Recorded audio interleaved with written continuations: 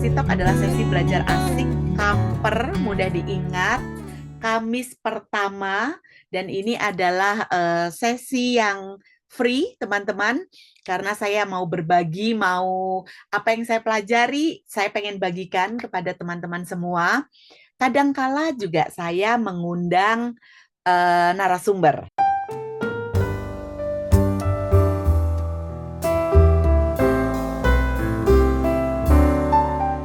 Meaning maker, state, meta state, intention, now-in pelanggan, karena waktu itu bulan September, di mana hari pelanggan ada di bulan itu, ada ikigai juga. Lalu kemudian saya ajak juga Ibu Siska untuk bahas tentang human capital. Desember, menutup tahun, saya ajak Pak Paulus untuk ngobrolin tentang gratitude. Malam hari ini, topik yang saya ambil adalah Mindset Matters Most. Nah, saya berkolaborasi, actually ini penyelenggaranya bukan Elevasi, tetapi MetaMind, di mana Bu Mariani mengajak saya dan Bu Mimi untuk berkolaborasi, punya kelas 3 hari, teman-teman. Ini on-site, ada di Selipi. Saya bilang topik ini benar-benar fundamental untuk kita bisa pelajari, tahu 14 teknik untuk kita bisa cleansing our minds, untuk beres-beres, bersihkan our path, ya, jalanan kita, untuk betul-betul mengakses our own genius. Karena setiap kita sudah genius adanya actually. Ya, tinggal dibersih-bersihin aja jalan-jalan yang menghalangi atau yang menghambatnya. Teman-teman bisa nge-screenshot juga QR tentang Elevasi, QR Elevasi, webnya Elevasi, Instagramnya Elevasi, atau juga join di WA Group Elevasi Community, sehingga kalau ada acara-acara seperti ini sudah langsung di-post di WAG tersebut. Ya, teman-teman juga bisa sharing sebenarnya. Boleh nanya, boleh ngobrol gitu. Beberapa buku yang sudah ditulis. I'm so passionate, selain nulis masih jadi hobi actually, tapi yang menjadi ikigai saya ini adalah dunia training dan juga coaching.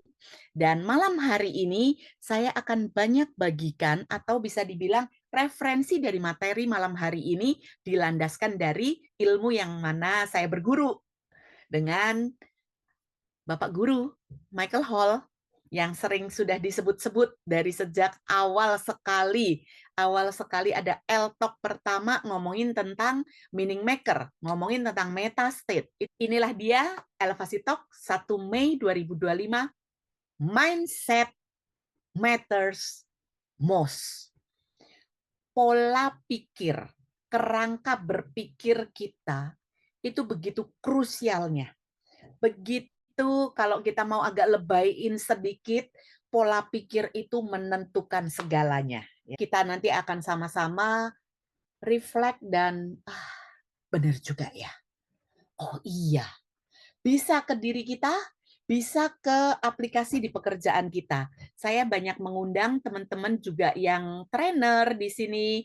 Kalau saya lihat nama-namanya beberapa saya kenal, ada trainer, ada coach juga, ada manager, ada HR ya. HR juga beberapa banyak, karena saya mengatakan bahwa materi malam hari ini sangat relevan juga untuk perannya HR dalam rekrut, dalam selection, dalam engkau mengcoach ya, mengcoach your executive, your managers, itu sangat diperlukan. Yuk, kita akan mulai, kita akan lihat gambar yang ada di depan. Kira-kira apakah Anda bisa menebak kira-kira ini pemandangan atau visual apa? Kak Novi, dia yang jawab pertama. Katanya apa? Kastil, rumah mewah, megah banget gitu ya. Wah, tapi Ibu Indah udah langsung tulis tangga kapal Titanic. Titanic, weh, Ibu dia rumah mewah, tapi kok sepertinya tidak terawat ya. Tadi saya sebenarnya agak plesetin dikit. Apakah ini hotel mulia, tapi fotonya sepia gitu ya. Tapi ternyata ini ya, kok kayak nggak terawat gitu. Kapal Titanic. Mungkin Kalau zaman sekarang sudah gampang banget nih Bapak Ibu, punya foto tanya Google Lens ya lah bisa ketemu. Tapi Bu Ria ataupun Bu Indah yang langsung jawab tangga kapal Titanic. Keren banget sih ini sudah bisa ketebak di gambar pertama. Padahal saya punya beberapa gambar lainnya. Inilah dia penampakan kamar di kapal Titanic. Oke. Ini ruangan mungkin foyernya ya, ruang makan, dan yang membuat saya terpesona sampai saya mendiskusikan ini siang sore tadi ketika ketemu dengan PT saya di gym ya, saya kasih lihat. Nih, gila keren banget ya. Tahun 1900-an kapal punya tempat gym dan dia segera zoom in gitu ya, dia gedein gitu. Wah, keren banget nih. Wah, ini rowing nih. Wah, zaman dulu udah ada rowing dan sebagainya. Yes, Bapak Ibu. Ini adalah kapal Titanic.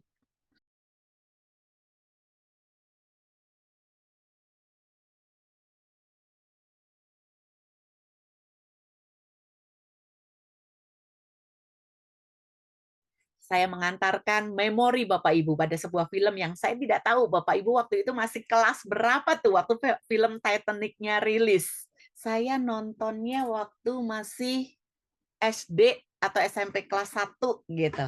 Apa sih yang akan saya bahas terkait dengan kapal Titanic yang penyebab karamnya adalah karena dia menabrak sebuah gunung es atau iceberg.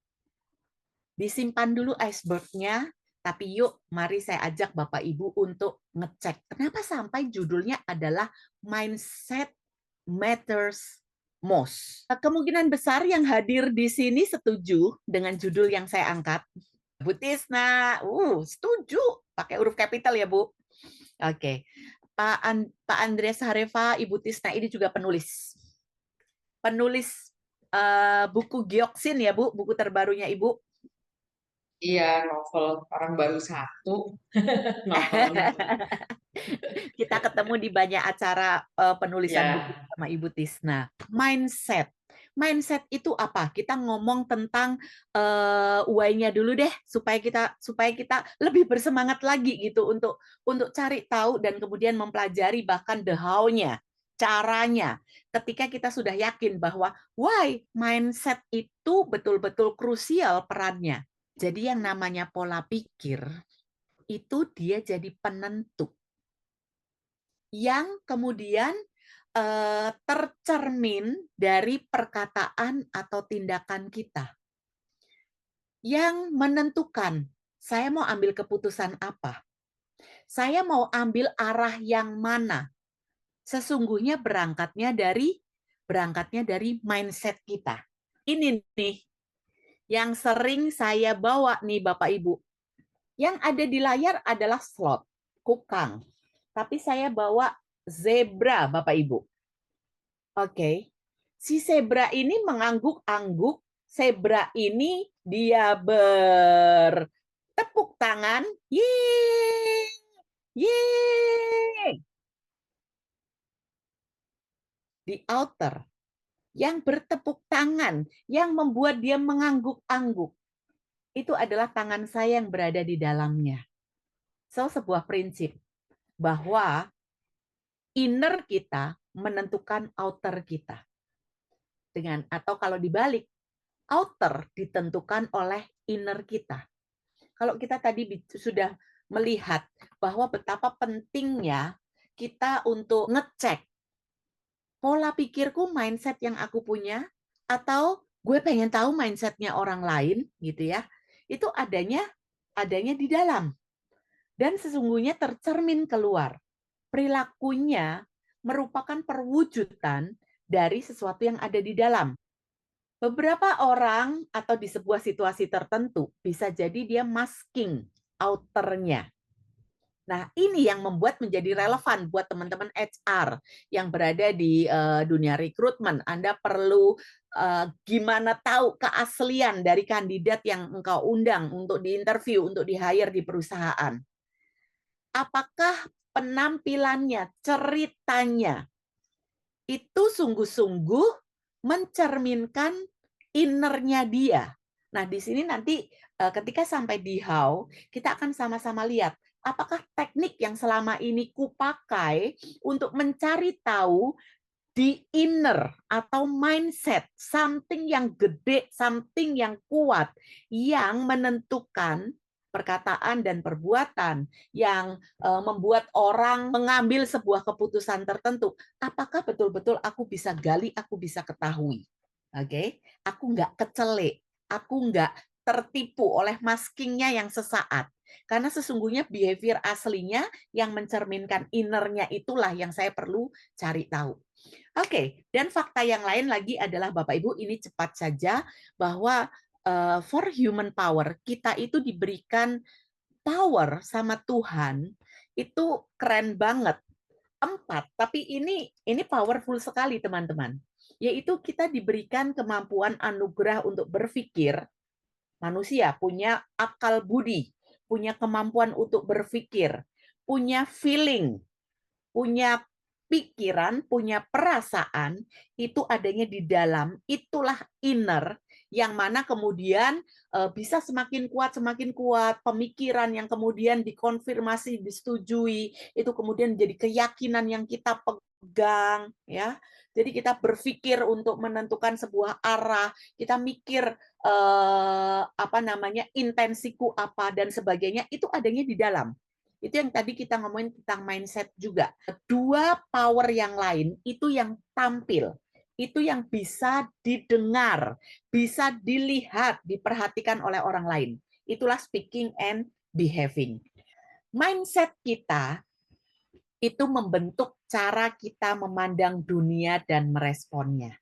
Bapak Ibu, kita nanti akan banyak ngobrolin contoh-contoh, termasuk juga contoh-contoh yang Bapak Ibu punya atau pengalaman Anda dealing dengan seseorang. Kita sudah lihat bahwa si Titanic tadi, kapal besar, kapal yang dibangun dengan mewah, dengan megahnya, itu mungkin analoginya adalah seperti ya relationship yang kita punya.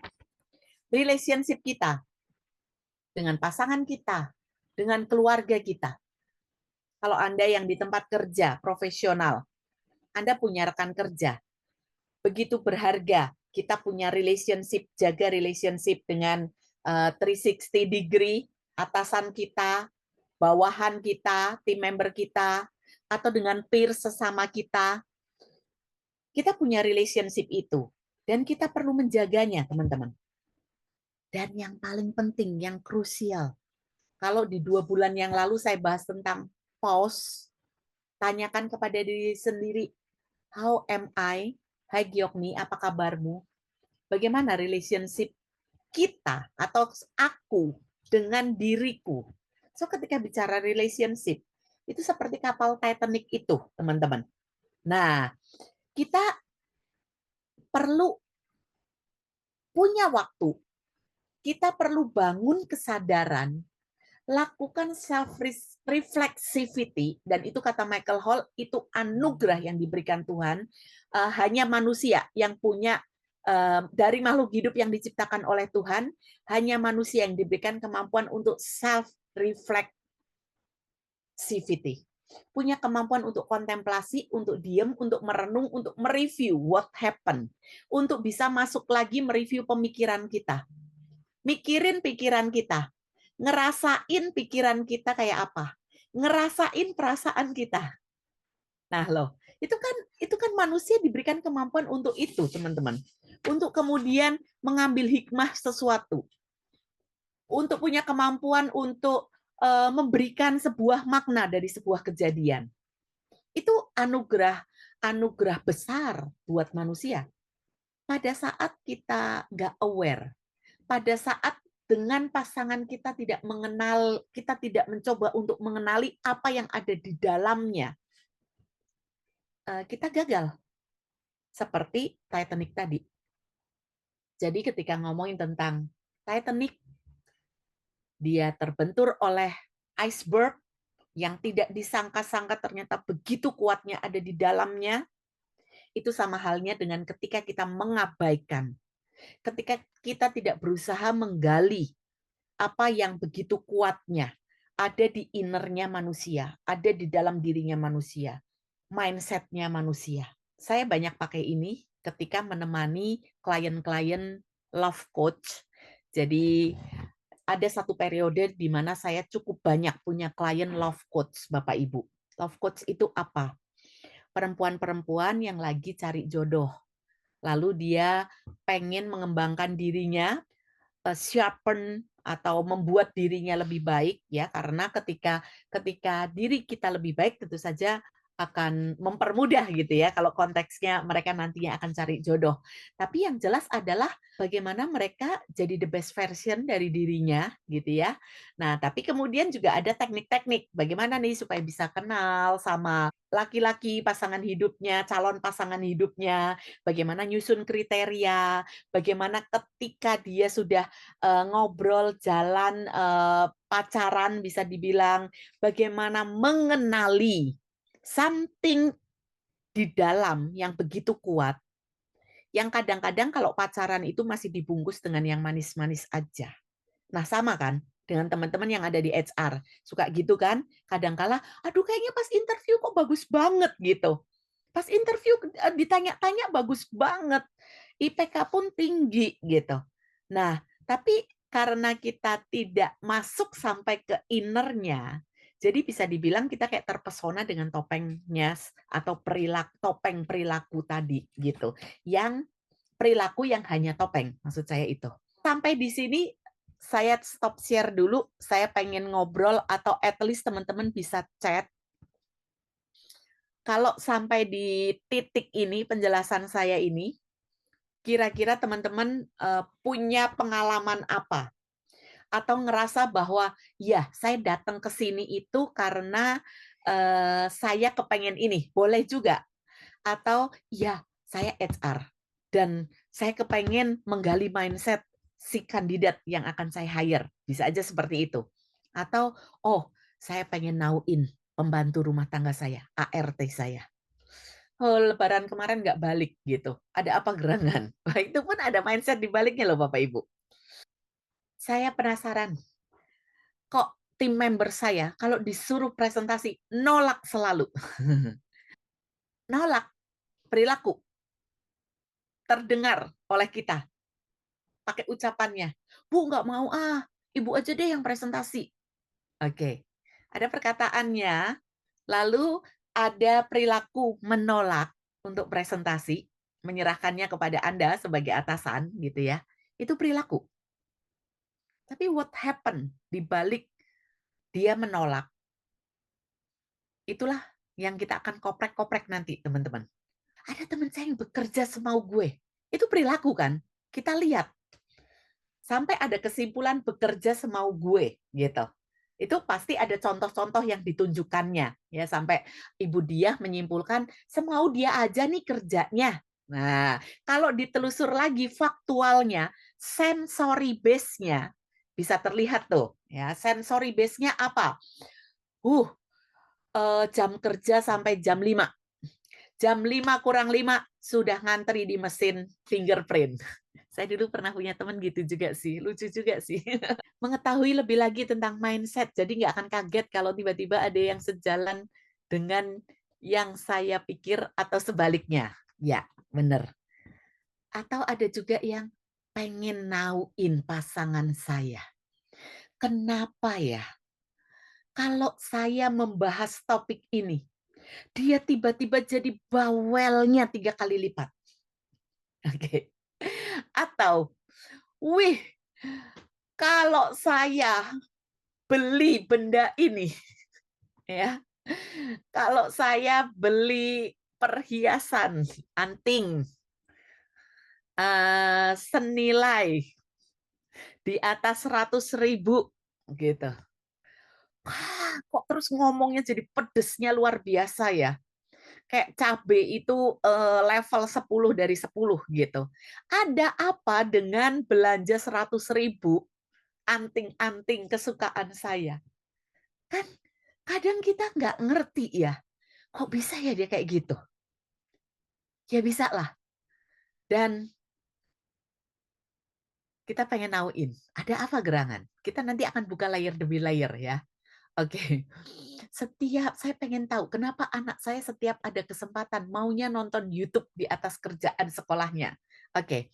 So Bapak Ibu, pasti kalau saya izinkan atau mewajibkan Bapak Ibu nulis semuanya, bisa beragam banget kan? Bisa hubungannya itu macam-macam, tadi ada yang dengan anak buah, atau dengan siapapun yang kita dealing dengan mereka gitu. Bidangnya pun macam-macam. Tapi di sini saya nggak akan jadi konsultan yang akan ngebahas tentang begini, "Oh kalau begitu tuh Ibu Yulia, tolong ajak anaknya main outdoor," gitu. "Main ini aja pinball di luar," gitu. No, saya tidak sedang menjadi konsultan atau trainer yang memberikan solusi. Tapi saya akan ngajak teman-teman untuk, "Gini loh, kenapa dia begitu? Kita cek yuk di dalamnya ada apa." Gitu. Karena di outer itu ditentukan oleh something yang ada di dalam. Nah, begitu kita tahu yang ada di dalam, jadi kalaupun kita mau mencoba untuk ngoprek atau merenovasi, kita tahu yang direnovasi yang di bagian mananya. Nah, poinnya itu teman-teman, yang saya mau sharing-kan. Sehingga akhirnya kita gini, "Oh, pantesan kenapa dia ngutang melulu. Kenapa teman saya ini, kalau dia dapat undangan untuk hadir di pernikahan, itu dia pasti akan nyari utangan, akan ngutang." Seorang perempuan yang sedang berpacaran dengan calonnya yang sudah berapa tahun gitulah ya dia pacaran. Dia kemudian akhirnya ngomong, "Ini pacar saya ini, semua solusi itu, semua permasalahan solusinya uang." Dan bahkan yang dia inginkan adalah sesuatu yang bisa aja lebih dari kemampuan. Uangnya itu dia nggak punya, nggak apa-apa, yang penting ada uang. Ngutang juga boleh. Bahkan dia sudah kepengen ngelamar dan menikah, tapi ketika dicek, "Oke, dengan pekerjaanmu yang dada, maka apa yang mau kamu apakah apakah ekologis ya, menikah dengan sebegitu mewahnya?" Utang aja. Hello. Jadi yang ada di kepala adalah utang adalah solusi. Nah, what happen? Itu yang kemudian akhirnya kita ngobrol, "Yuk, kamu perlu dalemin." Ya, kamu perlu dalemin. Atau contohnya teman-teman, oke, kita kita ngomong, pacaran nggak apa-apa ya, walaupun di sini kan ibu-ibu, "Oh, saya udah nggak pacaran lagi." Tapi, at least saya mau ngasih contoh bahwa seringkali perkenalan kita dengan seseorang di depan, itu yang kita tangkap adalah behavior-nya. "Ih, ini, apa, yang lagi deketin aku, ngajak aku keluar makan." Terus pada saat di mobil, dia kasih tukang parkir, ya, dia kasih tukang parkir 10.000 loh, gitu. Itu perilaku. Tapi terus saya, biasanya bilang apa, "Oke, potretnya bagus ya, karena kok berarti dia generous," gitu. Tapi juga itu belum tentu buat si perempuan ini oke, ya. Tergantung lagi, dia bisa gini, "Ih, berarti boros banget," bisa. Atau dia malah ngelihatnya, "Eh, dia generous banget, murah hati banget. Kayaknya ini nih, cowok idaman saya." Saya bilang apa, "Jangan berhenti hanya di potret perilaku." Diajak ngobrol. Kira-kira apa yang mendasari dia ngasih 10.000? Bisa karena dia meyakini bahwa, eh, berderma ngasih 10.000, which is ini saya kasih contoh misalnya harga pasarnya 2.000 ya Bapak Ibu ya, parkir 2.000 atau 3.000 lah gitu. Dia ngasih 3 kali atau 4 kali lebih banyak gitu kan dari harga pasar di situ gitu. Oke, bisa jadi dia punya sebuah keyakinan bahwa murah hati itu, seperti menuai dan nanti saya akan menerima kebaikan dari orang lain. Atau bisa juga hal-hal yang lain yang kita nggak tahu, ya kan. Bisa aja dia bilang apa, 10.000 di depan, berikutnya mah kagak lah, nanti atau 10.000 supaya kita dikasih tempat tuh yang di sebelah itu, supaya gampang. Wah, itu aja udah berbeda kan? Artinya tindakan memberi uang 10.000 itu bisa macam-macam, yang mendasarinya. Nah, disitulah pada saat kita menjajaki seseorang, kita mencoba untuk nauin di balik perilakunya itu ada apa saja. Next-nya, teman-teman, di how saya akan ngajak teman-teman untuk ngeliat ya, untuk ngelihat bahwa di mindset itu ada apa saja. Actually how-nya itu seperti mirip mirip what juga gitu ya, tetapi pemahaman tentang mindset atau pola pikir, tapi juga terkait dengan how, caranya. Oke, saya akan bagikan how-nya. Bapak Ibu bisa foto. Setelah kita tahu bahwa yang namanya mindset itu begitu penting ya karena dia membuat kita bisa merespon, membuat kita menanggapi sesuatu, cara kita memandang dunia gitu kan, dan dia menentukan arah, menentukan keputusan kita, bahkan tercermin dari perkataan atau apa perkataan maupun perbuatan kita, perilaku kita gitu. Yang pertama, buat mengenali dan akhirnya memberdayakan. Artinya bisa jadi nanti kita checking ada sesuatu yang perlu saya ubah atau nggak perlu diapa-apain gitu karena udah bagus, udah positif gitu ya. Yang pertama adalah sadari, amati di outernya. Perkataan perilaku yes dipotret gitu ya. Lalu berpolakah? Berpolakah? Jadi kalau tadi ada yang nulis, saya pengen tahu kenapa teman aku itu kerjanya semaunya aja gitu. Oke, berpolakah atau hanya ketika bla bla bla. Jadi checking kondisinya seperti apa. Termasuk tadi kata Bu Yulia ketika oh anak saya kok setiap ada kesempatan dia nonton YouTube gitu ya. Oke, boleh dicek YouTube-nya YouTube apa, yang ditonton itu YouTube apa gitu ya. Apakah itu positif atau Anda kategorikan ke aduh ini sebenarnya nggak penting, nggak boleh atau nggak penting atau ngabisin waktu aja gitu dengan waktu yang ada harusnya dia nggak nonton itu gitu kan. Oke, jadi itu yang disebut dengan kalau di NLP itu disebut dengan meta model, teman-teman. Jadi kita cari tahu fakta-faktanya, kondisinya, kapan terjadinya, ya, ketika ngerjain kerjaan apa, ya. Itu motret perilaku. Itu sebenarnya bisa dibilang surface. Itu di permukaan. Itu data faktual sensory base yang kita tangkap saja. Nah, ketika ada polanya, kita bisa jadi data, teman-teman. Pada saat saya ketemu dengan klien dan ketika ngobrol, seorang coach itu perlu listening, perlu hadir. Listening itu nggak cuma pakai telinga tapi juga pakai mata. Jadi saya bisa nangkep setiap kali dia nyebut nama anaknya, matanya berbinar-binar, misalnya.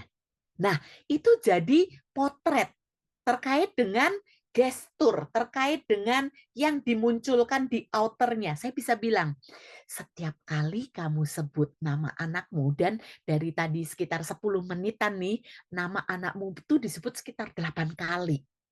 Setiap kali nyebut nama anakmu, si James, matamu berbinar-binar. Ada apa dengan James? Apa sih yang kau pikirkan tentang James?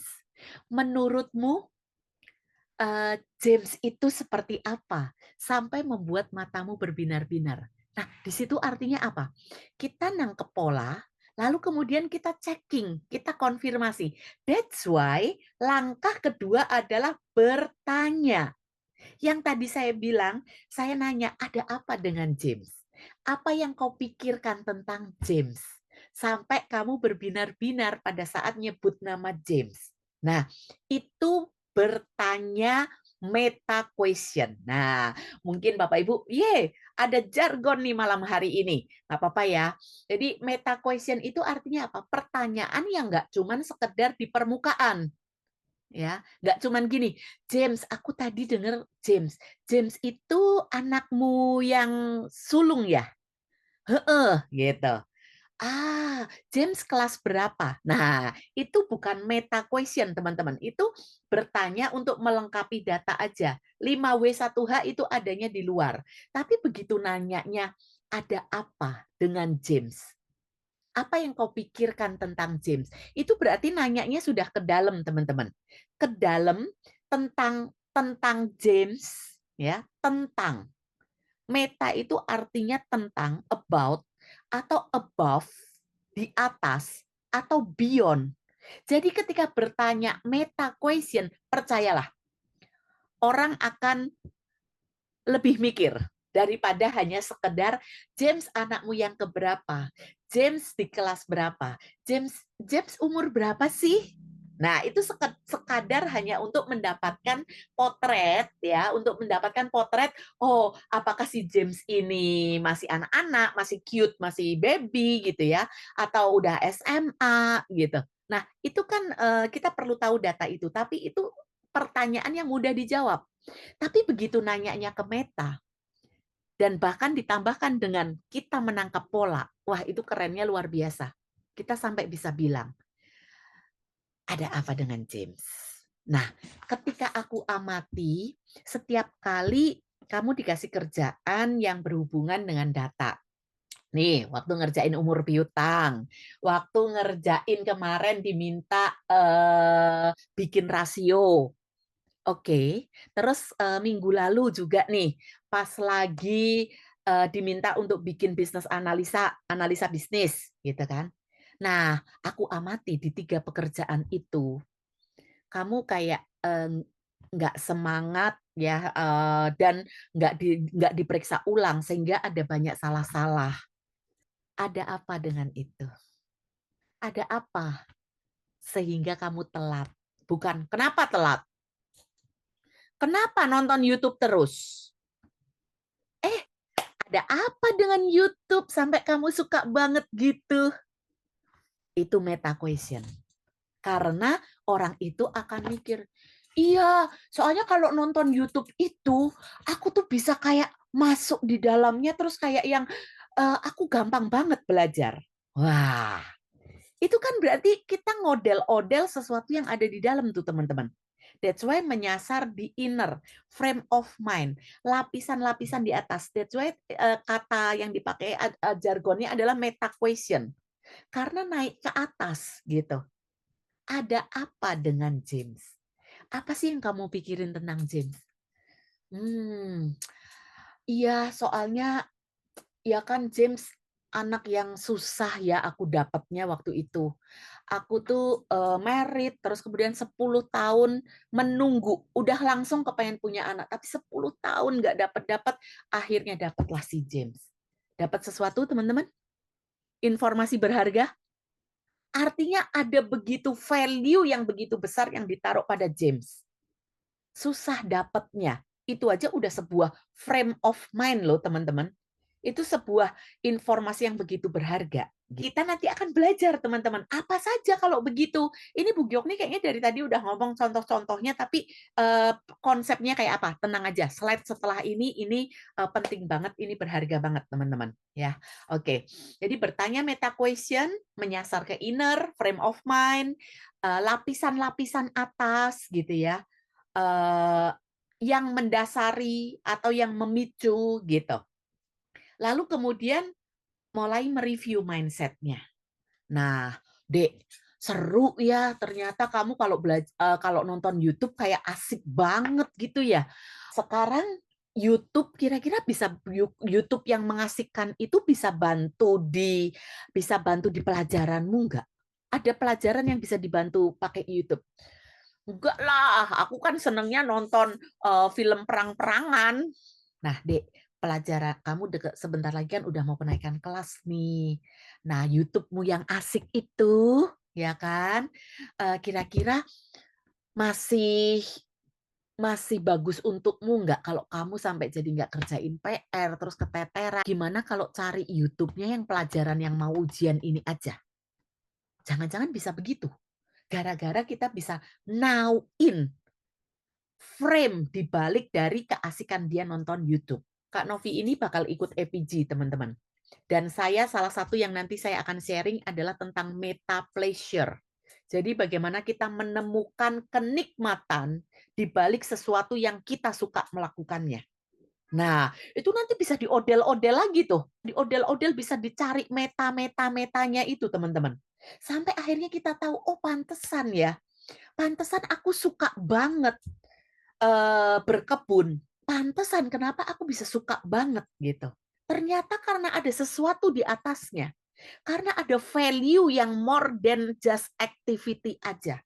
Bukan sekadar ngaduk-aduk tanah, menemukan cacing, menanam benih, bukan sekedar aktivitas, tapi ada something yang ada di innernya kita. Kayak tadi, James, oh ternyata tidak hanya sekedar anak kandung, tapi anak kandung yang begitu dianggap berharganya. Karena ada fakta juga bahwa dapatnya susah gitu. James tuh udah yang bagaikan permatalah buat hidupku. Tuh, itu aja udah mindset loh teman-teman. Udah adanya di dalam ketika dia sudah pakai metafora. Oke, nah jadi 3 hal ini sebenarnya sesuatu yang sederhana. Yang pertama disadari, diamati. Kalau nggak pernah berhenti untuk melakukan kontemplasi dan refleksi diri, teman-teman, boro-boro bisa nauin mindsetnya dia, innernya dia apa, atau innerku itu apa, dan boro-boro bisa masuk ke langkah yang ketiga. Sadari, amati, lalu kemudian dibuka lapisan demi lapisannya dengan bertanya. Lalu kemudian dicek, kalau gitu aku mau pertahankan nggak nih mindsetku ini? Ya, sedangkan kita dari judulnya aja bilang bahwa mindset matters most. Nah, ini dia mindset di mana bisa membentuk cara kita memandang dunia dan meresponnya. Michael Hall menganalogikan sebagai sebuah diamond, Bapak Ibu, teman-teman. Ya, diamond artinya apa? Yang ada di kepala kita, innernya setiap orang itu ada hal-hal ini, teman-teman. Sebenarnya kategorinya ada banyak sekali, tapi 10 ini saya berikan kepada teman elevasi malam hari ini karena bisa dibilang 10 ini signifikan dan beberapa mungkin ada yang mirip-mirip, beda tipis, tapi 10 atau 10 hal ini penting banget ya. Yang pertama adalah belief, teman-teman. Keyakinan seperti apa yang dipegang oleh seseorang. Ya, kenapa ART saya nggak balik lagi habis Lebaran? Ternyata dia nurut, diminta oleh mamahnya untuk menikah. Padahal dia nggak kenal siapa siapa yang bakal dinikahinya, ya kan? Oke, ternyata setelah ngobrol ada belief, ada sebuah keyakinan yang dia pegang, yaitu apa? Kalau nggak nurut sama orang tua nanti kualat, hidup nggak bakal bahagia. Oke, teman-teman, saya nggak sedang bilang tentanglah orang tua atau memberontaklah orang tua gitu. Tapi si ART ini dia punya keyakinan bahwa aku nanti bisa kualat. Nah ya, nah dengan keyakinan dan keyakinannya ini terkategori dalam sebuah ketakutan gitu ya. Nah itu yang membuat dia saya nurut.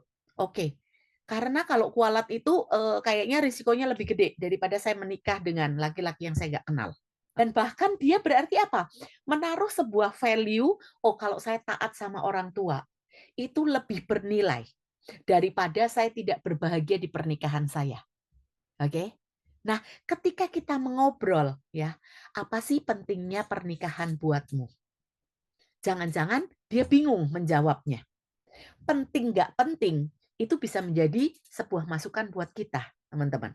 Seberapa penting eh, anak buah kita bekerja dengan baik di perusahaan kita. Jangan-jangan ketika ditanya, "Hei, kamu kerja di sini, apa pentingnya sih?" "Pentingnya, Bu, saya bisa bangun rada siang karena rumah saya cuma di belakang kantor." Hello, kita dapat tuh sebuah informasi bahwa, oh, ternyata ternyata buat dia pentingnya kerja di perusahaan ini adalah soal lingkungan aja. Nggak kuat, teman-teman. Kita lihat bahwa kalau kantor ini pindah, berarti dia bakal keluar. Oke. Di situ kita bisa tahu value apa yang dianggap penting. Intensi. Intensi itu adalah saya tujuan pentingnya apa sih hal ini ya. Value, importance, intention. Apa sih apa pentingnya buat saya ya? Apa pentingnya buat saya? Itu adalah pertanyaan intensi. Menurut kamu penting komunikasi sama peersmu di project ini? Ya penting nggak penting, kan semua orang ngurus masing-masing ya, Bu. Oke, kita dapat kan? Ketika hanya dengan nanya, "Apa pentingnya menurutmu?" Jadi atasan sudah nggak bisa ngelihat behavior, terus langsung jeplak atau langsung ngomel Bapak Ibu. Perlu masuk ke langkah kedua untuk checking, ada apa sih di dalam situ. Solusi atas semua permasalahan adalah uang. Nggak punya uang nggak apa-apa, ngutang. Atau saya punya temen, tadi kan, dia bilang, "Soalnya, di suku aku itu kalau kondangan, itu tuh yang dilihat adalah seberapa banyak perhiasan yang nempel di badan kita." Jadi itu beneran ya, teman-teman ya? Itu beneran. Dia bilang, "Di suku aku gitu Bu Giokni," gitu. Jadi makanya aku tuh stres kalau mau kondangan, itu karena nanti, tante-tante dan om saya bilang, "Ya kamu belum sukses ya, gelang kamu cuman segini. Tuh ponakan yang itu gelangnya segini," gitu. Oke.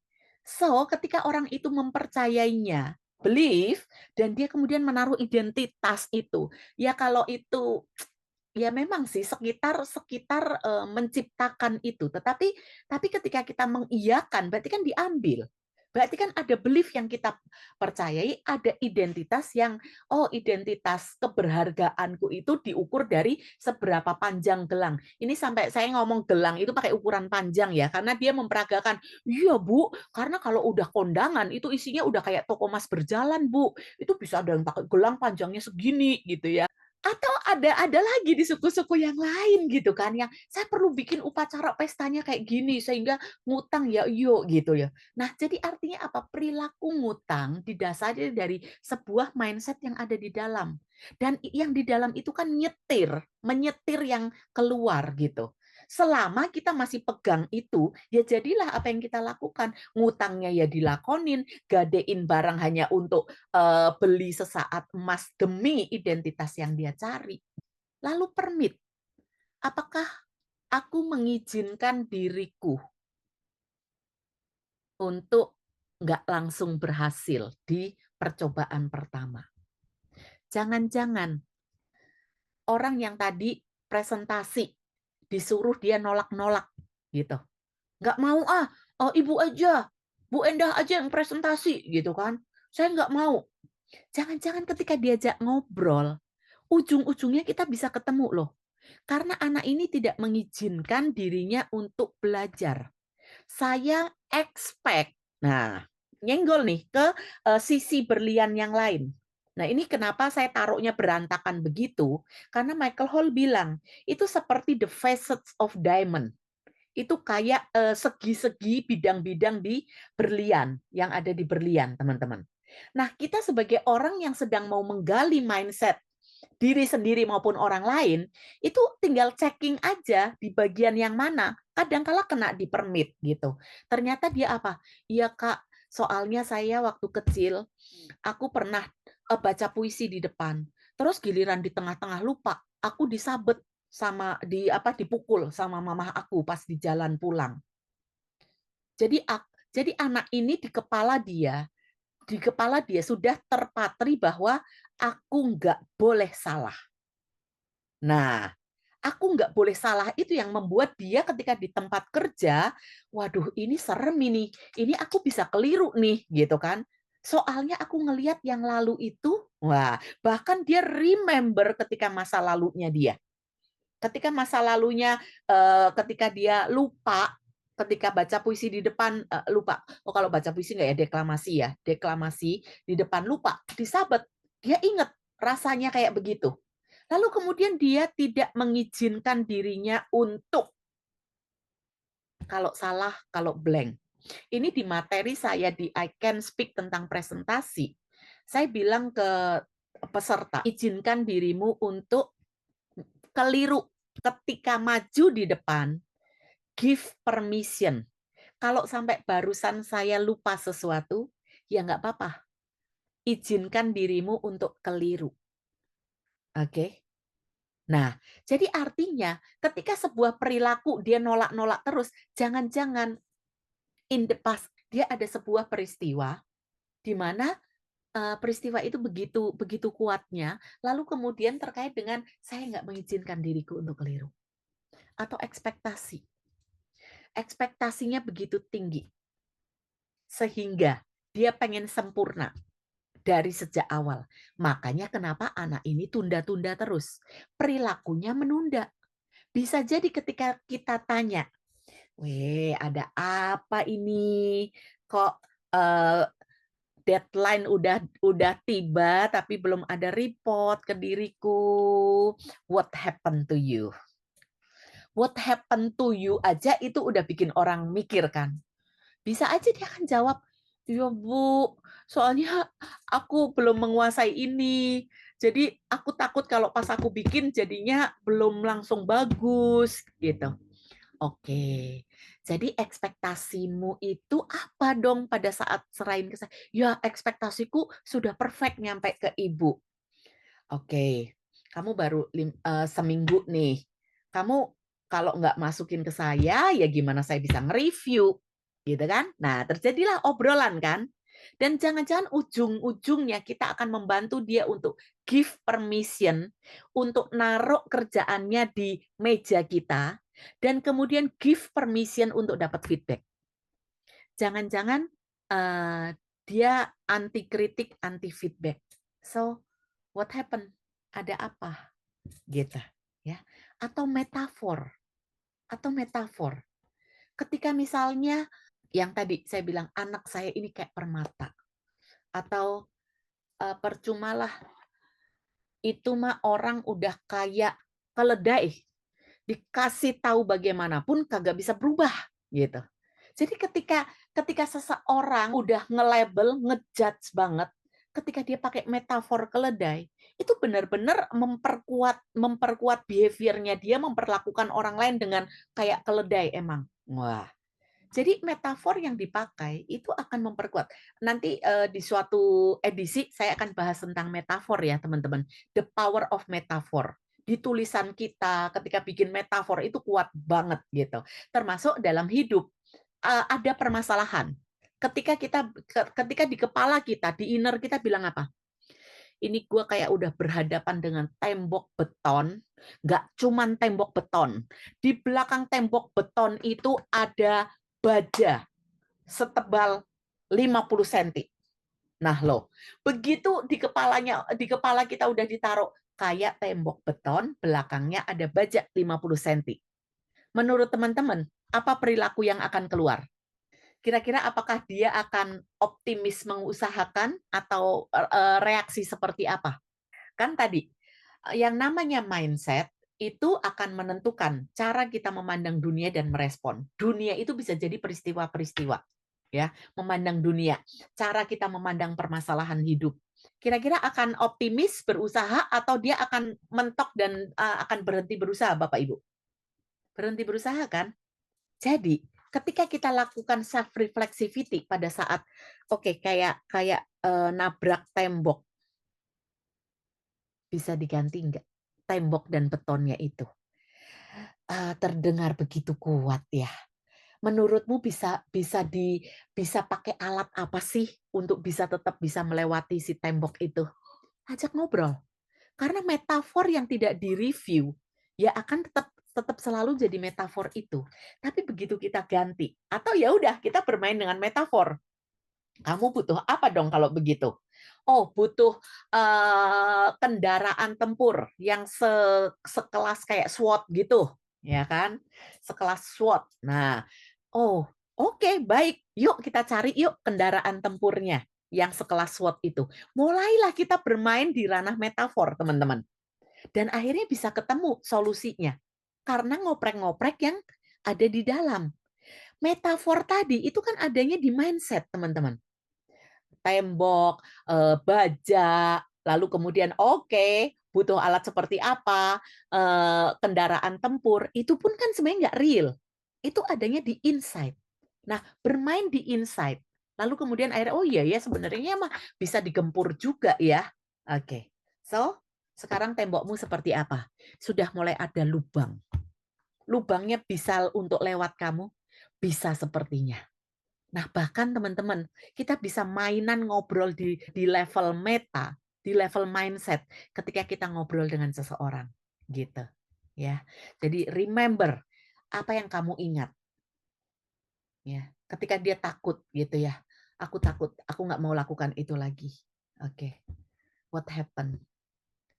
Ada sesuatu yang kau ingat. Nah, remembering itu salah satu sisinya. Jadi Bapak Ibu, ini ke-10 ini tuh tidak harus dipakai semuanya gitu. Jadi bisa jadi pas kita nanya apa yang kau yakini, apa yang kau anggap penting, apa sih intensimu melakukan ini. So keputusan apa yang sudah pernah kau buat, oke? Identitas apa yang kau taruh pada dirimu. Apakah dirimu mengizinkan untuk engkau ngerasain sedih? Apa ekspektasimu? Ya, jangan-jangan yang kita koprek, yang kita ajak ngobrol adalah ekspektasi yang terlalu tinggi itu, gitu. Karena kan ketika kita jengkel, kecewa, itu kan sebenarnya karena realitanya itu di bawah ekspektasi atau tidak sama dengan ekspektasi. Nah, jangan-jangan kita ngobrol tentang ekspektasi ini, di mana ekspektasinya ini nggak realistis, nggak ekologis, gitu. Ya, harus sekali jadi, sekali bisa, gitu. Ya, metafor bisa, remember atau imagine. Apa sih yang kau bayangkan pada saat kamu bisa ngerjain kerjaan tepat waktu, terus kamu dapat reward, dapat apresiasi, apa yang kamu bayangkan? Nah, ini orang diajak untuk masuk ke dalam, teman-teman. Tadi yang soal kerja nggak beres. Suatu kali saya pernah baca ya, ada satu meme yang bilang begini, yang intinya adalah gini, ngapain sih totalitas di pekerjaan? Toh perusahaan nggak bakal inget kamu kok. Toh pada saat kamu sakit juga mereka nggak akan biayai kamu semuanya. Wah, semua yang ceritanya jelek-jelek itu kemudian ditayangkan. Nah, pada saat kita mulai memikirkan itu dan kemudian menjadikannya sebuah keyakinan, iya, gue tahu emang kayak begitu, perusahaan mana peduli sama kita.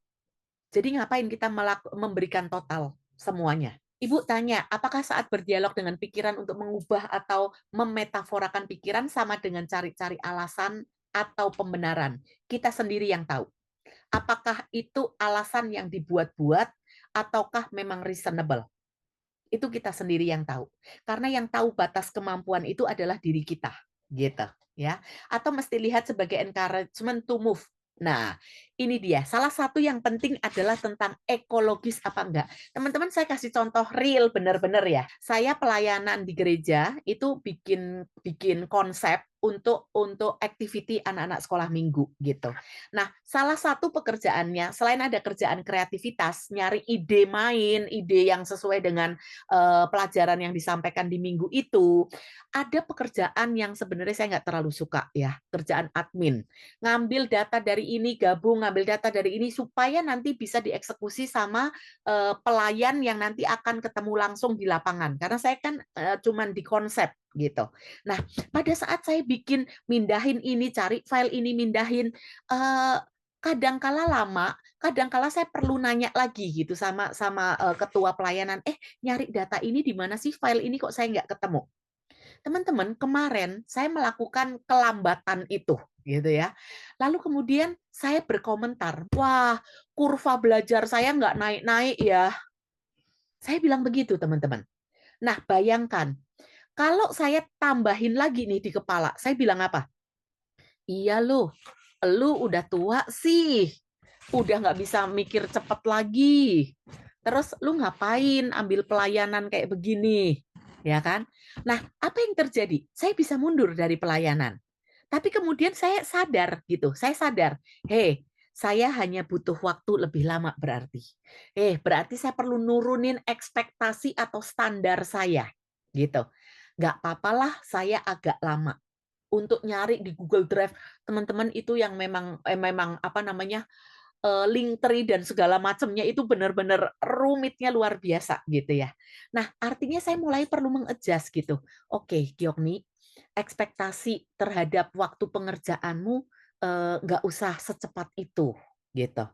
Jadi aku perlu nurunin standar. Jadi, Kak Novi yang tahu saya sendiri. Kalau saya merasa bahwa, oke, nggak apa-apa, cuman saya jangan naruh standar yang begitu tingginya sehingga terus saya merasa down, terus saya kemudian mulai gini, "Wah, kurva belajar saya nggak naik-naik, saya kok nggak pinter-pinter ya? Wah, saya sudah tua." Wah, itu menggerogoti tuh, sudah mulai, nyerang ke diri sendiri, teman-teman, gitu. Nah, tapi kalau sudah ukurannya begini, "Wah, ini kalau saya ngerjain ini ngehabisin waktu setengah hari, terus juga masih salah-salah, saya cek, ekologis enggak, saya ambil pelayanan ini. Jadi memang kita perlu ukuran sendiri gitu. Yang pertama tadi, bisa enggak aku ubah sedikit deh standarku terkait waktu, ngerjain lama sedikit nggak apa-apa. Tapi ternyata setelah dicoba dikerjain, nggak bisa, ini makan waktunya banyak banget. Dengan kesibukan saya, dengan hasil yang terus jadi kurang teliti, apakah iya saya akan ada di pelayanan ini? Paling tidak kita sudah mencoba tadi, gitu. Jadi bukan berarti kita nyerah hanya gara-gara tadi permainan di dalam pikiran gitu. Nah, pakai pakai checking ekologi. Ekologis nggak? Kalau ternyata aku bisa ngerjain ini tapi setengah hari gitu. Bisa aja buat teman-teman yang lain setengah hari nggak apa-apa, tapi itu nggak ekologis buat saya misalnya. Setengah hari itu saya dadada. Nah, pilihan pada kita. Balik lagi kemudian kita memutuskan. Ngomongin tentang dunia dalam, ngomongin tentang neurosemantics, itu memang tidak ada formula formula pastinya, eksaknya nggak ada. Ketika kita ngomong tentang excuse, ini excuse saja atau tidak? Itu kualitatif sifatnya. Ya, itu kualitatif, itu ukuran standarnya itu bisa masing-masing. Kecuali memang ya tadi, hmm, Kak Giokni ternyata salahnya banyak banget nih ngerjain ini. Oke, ya udah itu feedback buat saya. Berarti oke, saya nggak cocok nih ngerjain ini gitu. Ya, atau ya saya mau mengizinkan diri saya untuk mencoba lagi, boleh juga gitu. Oke, I give permission untuk saya keliru, nggak teliti, banyak salahnya. Saya mau nanya, boleh nggak saya dikasih kesempatan lagi? Gitu.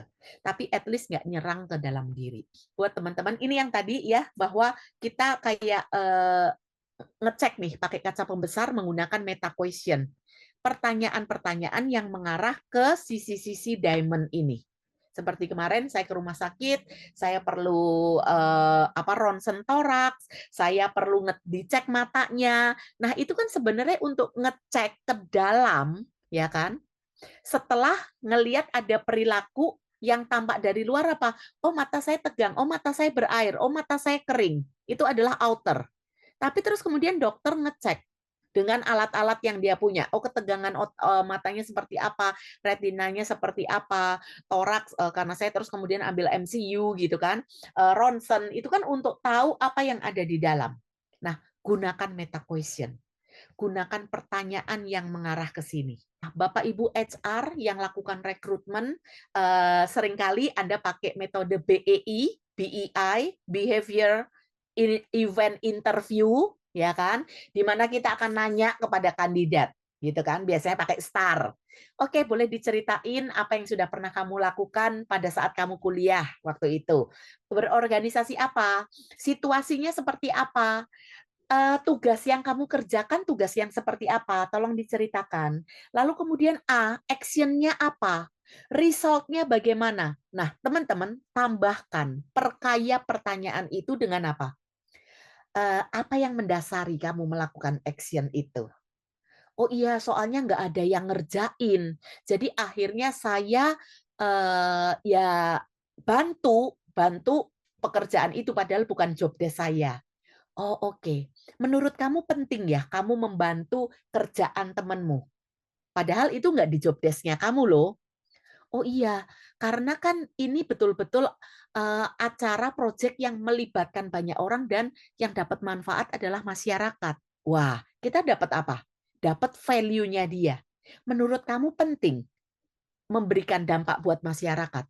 Oh, penting banget, Kak.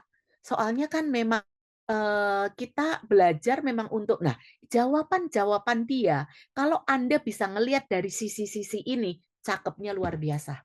kita bisa dapetin kandidat yang nggak cuman cerita tentang action yang dilakukannya di masa lalu sebagai evidence, sebagai bukti. Kan kekuatannya dari BEI teknik adalah anak itu nggak ngarang-ngarang. Seandainya kamu dapat project, tapi kan mereka akan ditanya, ya, project apa yang sudah pernah kamu lakukan? Itu sudah kuat. Nah, tinggal kita perkuat lagi. Behavior yang dia lakukan di masa lalu itu pendorongnya apa? Mindset yang kuat itu apa?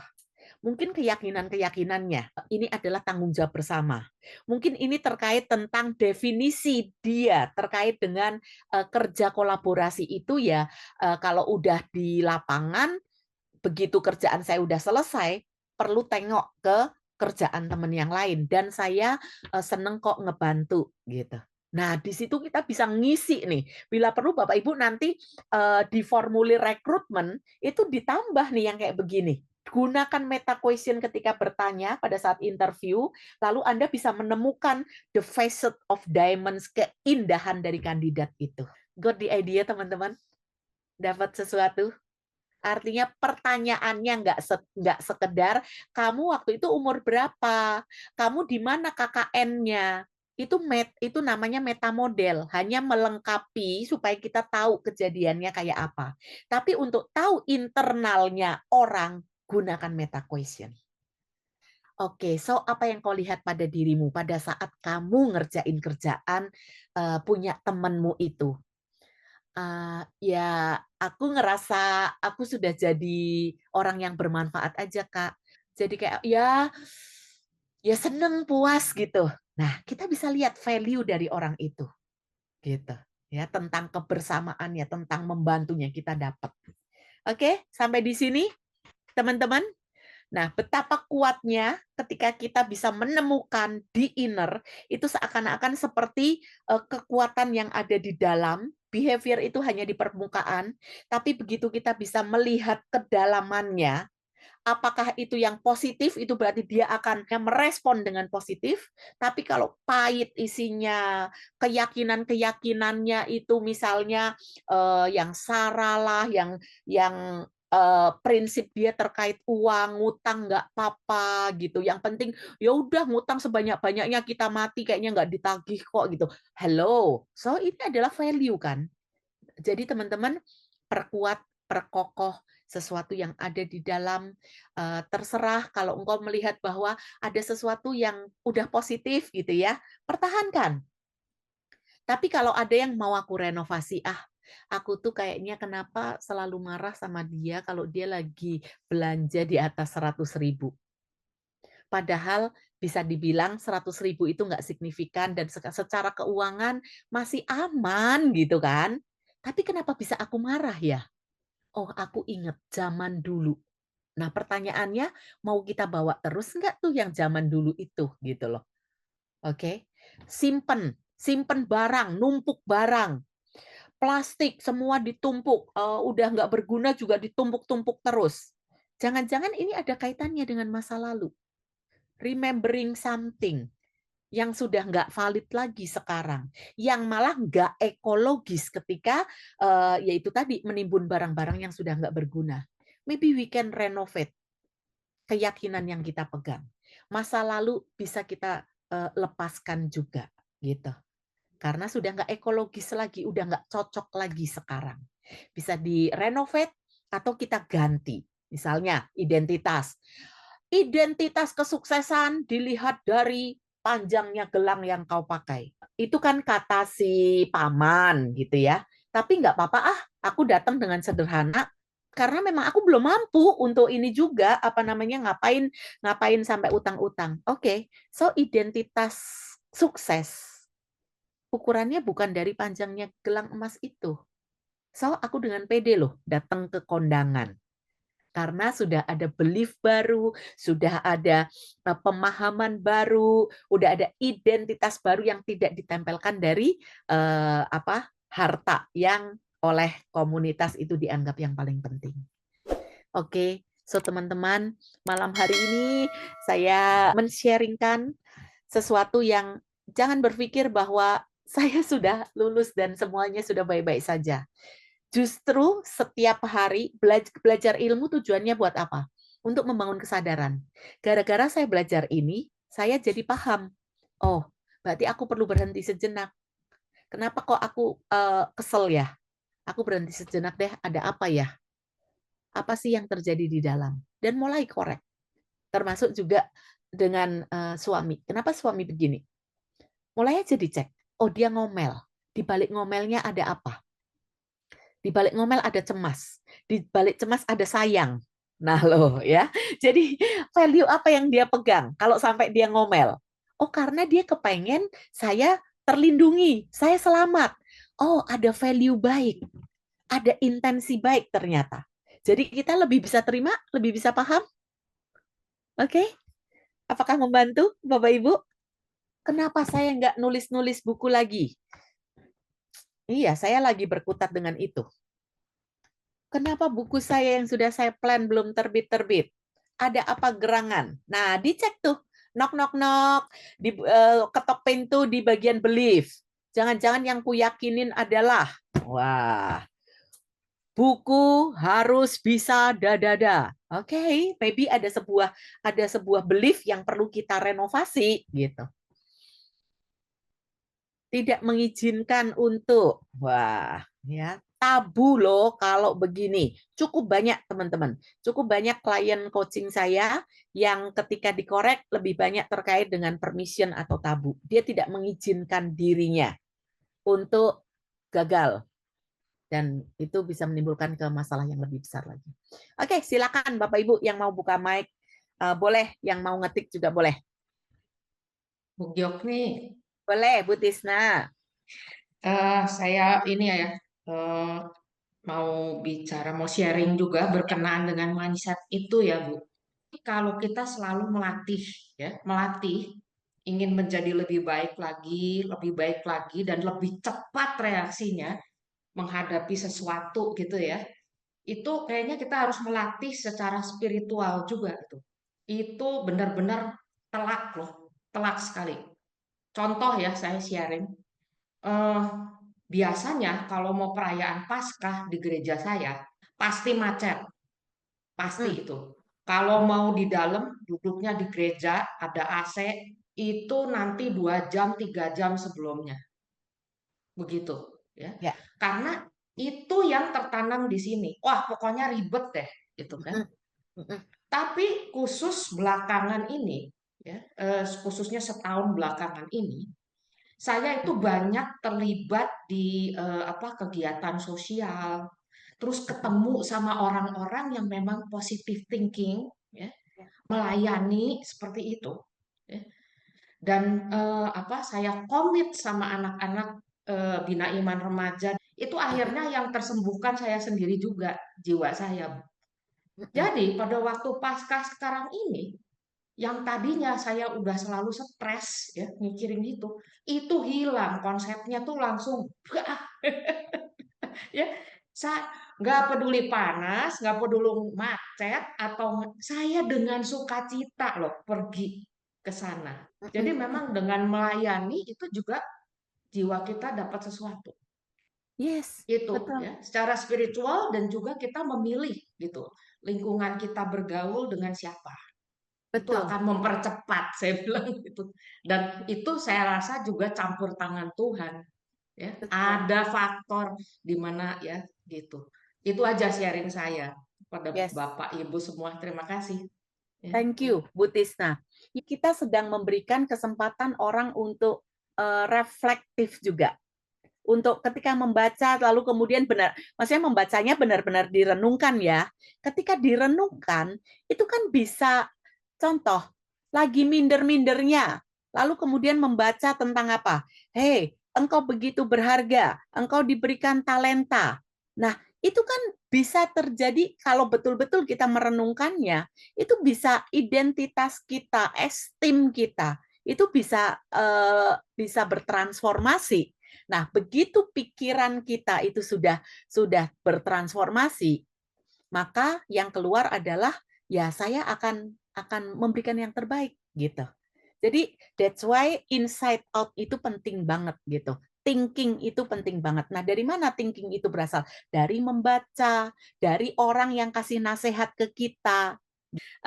Bapak Ibu, terima kasih buat malam hari ini. Semoga dengan terutama tadi yang The Facet of Diamond itu mulai nanya ke sesuatu yang berada di level meta ini. Karena sesungguhnya di situ adalah core-nya dan di situ pula bottom untuk kita menyentuh sehingga terjadi perubahan ya ketika mulai ngobrolnya di sesuatu yang adanya di dalam. Kita akan foto bersama sebelum kita mengakhiri sesi kita malam hari ini. Salam elevasi, elevating performance and meaning ya Bapak Ibu. Terima kasih sudah hadir. Bye-bye.